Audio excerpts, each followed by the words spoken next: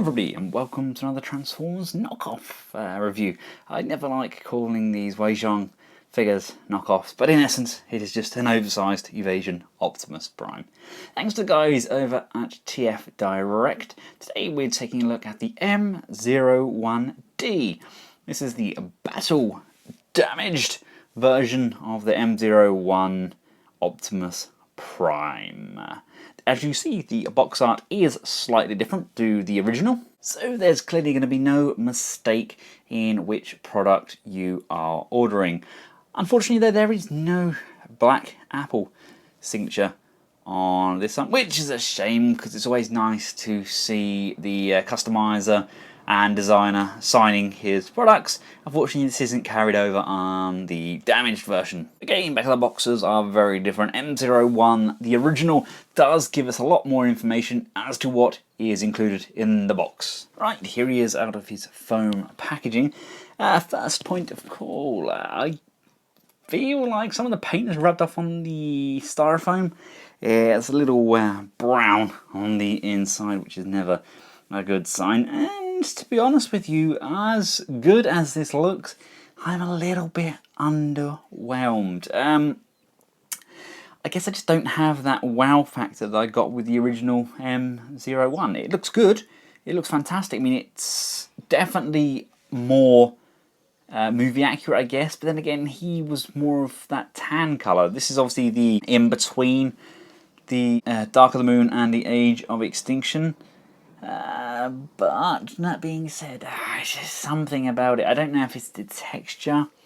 This has got a very kind of rough, freshly painted feel to it, and I fear that over time the paint is just going to wear off. It's going to wear thin, and it's not really designed to be transformed over and over again. Now I know that's obviously always the case with things like customs and that, but if you're buying something which is battle-torn as an official product, maybe the paint should last. I don't know. Am I alone in thinking that?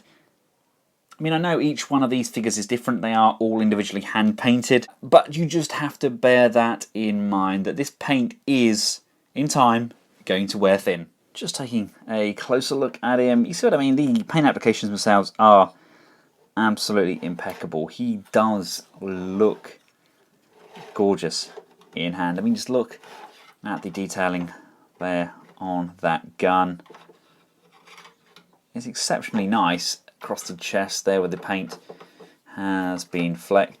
But, you know, someone could do this to the M01. They could just kind of paint it up and scratch it off. I don't know if it's amazing. I'm not blown away. Got the ab sections down here, inside of the legs. I mean, the detailing on this is phenomenal. There's no doubt about that. The engineering on the M01 is fantastic. It's leaps and bounds ahead of anything else. I mean, it's that very fine line between bootleg and third party, and they really have pushed the boundaries. Like I said, I just don't know if I'm feeling as blown away this time round. Bringing in M01, you can see there's a big difference. M01's had a big old spit shine and polish. Other than that, I mean, joint-wise, they both seem pretty much identical. Still a little bit of play in those shoulders until you hit the first ratchet. The feet may be slightly looser on the M01-D, but that is literally it. I mean, there's nothing really to go by. Something I don't really understand is why they rusted up the weapons. Aren't these meant to be like energon swords? I wouldn't have thought the blades themselves would have rusted. Would they? Am I wrong there? Surely the blade should be kind of clear and the hilt and everything should be rusted. I don't know. I mean, they've done exactly the same thing with the energon axe as well. The axe isn't really an energon blade, it's more of a normal blade, although the silver around the outside is a very nice touch. I like how that looks to deflate silver across there, but I thought that was kind of energon. And the same thing goes for the shield, although I do really like the kind of coppery tones they've used.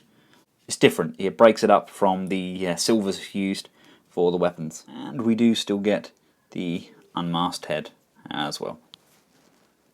Plenty of detailing there, nothing's lost in the addition of paint. Now if this is your first time encountering this mould, let's take a look at the levels of articulation. The head can look up and down. You do have to lift the head up over the chin to get a decent left and right motion, and that's just because of this pivoting section here, unfortunately. Shoulders come out like this, do get hindered by the smokestacks. We can come forward all the way around on a very stiff friction joint. We do get this ridiculously awful bend at the elbow. They didn't change that. That's unfortunate, isn't it? I really dislike that. That's a very bad design by Hasbro. It's a horrible, horrible elbow. The wrists do rotate. Fingers are individually sculpted but are all on one pin, and the thumb is on a swivel with just a single joint. The waist does rotate. We don't have any abdominal movement there. The legs can come out that far, back that far, come out to the splits. We can maneuver these tires to allow more range, like so. Get a bend at the knee, and a glorious ratchet there. Get an upper thigh swivel. We get up and down on the toe. That's a little bit loose on my model.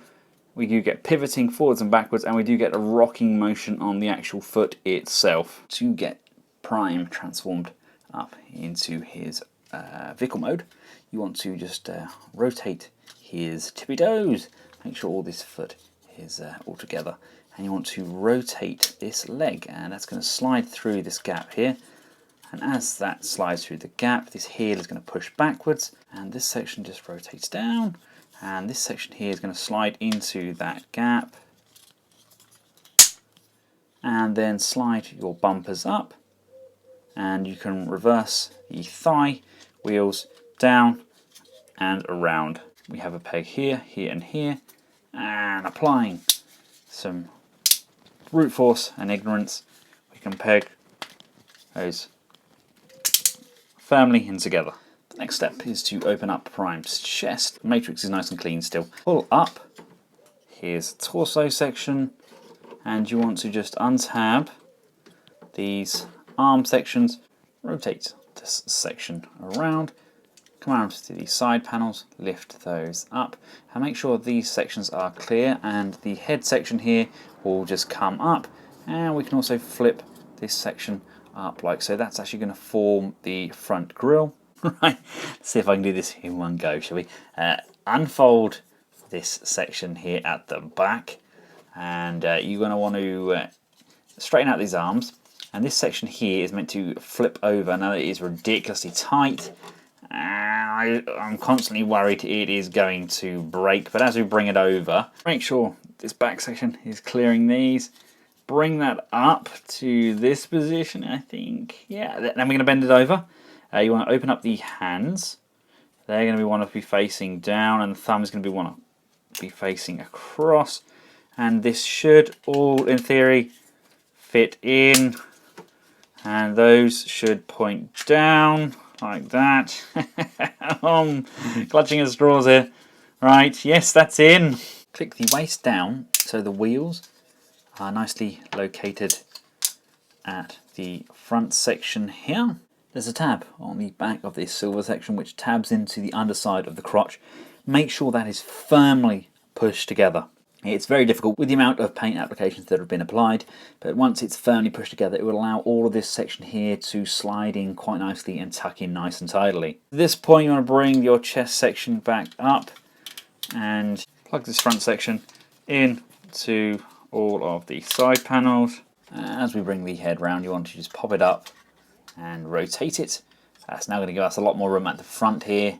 That's going to come down, and then this section is going to push down onto the front and tab in nicely. And just a matter of coming round to the back here. You want to tab this section here in, tab this section here in, bring up this tab here, that's going to go into here.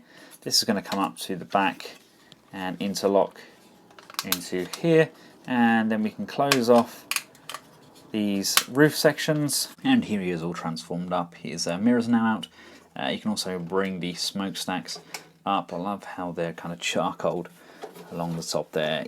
He's nice. He does roll. He's got some nice heft to him. He does, in my opinion, look a lot nicer in his vehicle mode. And of course we do have the ability to break up his weapons, and yeah, that'll be the gun. You can flip those around, put that back in, and these weapons now become some gas tanks. Clutching straws a little bit, but there you go, look, there's a gas tank for him. Now I personally feel that this is his strongest of the two modes. Panels don't still kind of line up. Now I've tried having the head turned around, still don't quite line up perfectly for me, but the rust and the damage and everything on here, that does look nice. I don't really get the damage on the windscreen unless that's meant to be the glass is dirty and you can see the kind of glass coming through there. But I do like this alt mode nonetheless. I love what Black Apple originally done with the design, and I love the fact that Wei Jiang employed him, because without that we would not have an M01. I will be getting rid of my M01. This will be my version of the mold. I don't think I really need both of them in my collection. Do I think you should get it? Yeah, I guess. I mean, if you don't have a version of M01, then maybe this is the version to have. I think had I not already had the M01, then maybe the wow factor would have been more kind of prominent for me. Because I did have him, because I've already had that big play with him, then maybe that's what took away the wow out of this figure. But that being said, the weapons are all pretty nice. Don't really agree with the Energon being painted, but that's my personal opinion. He does look fairly like he did in the film. It's definitely that kind of go-between area between the two movies. And yes, in the end of it, we've basically got a very movieverse accurate Optimus Prime, and I'm pretty darn happy with it. I am glad I ordered it, but yes, I will be selling my M01. Let me know what you guys all think about this. Have you already got this figure? Do you think it's worth the price? I personally think it's a very, very good figure which crosses that grey line of knockoff and third party. If you've enjoyed the video, please give it a big thumbs up. Feel free to share and subscribe. And until next time, from myself and the M01-D Optimus Prime, thanks for watching. Goodbye.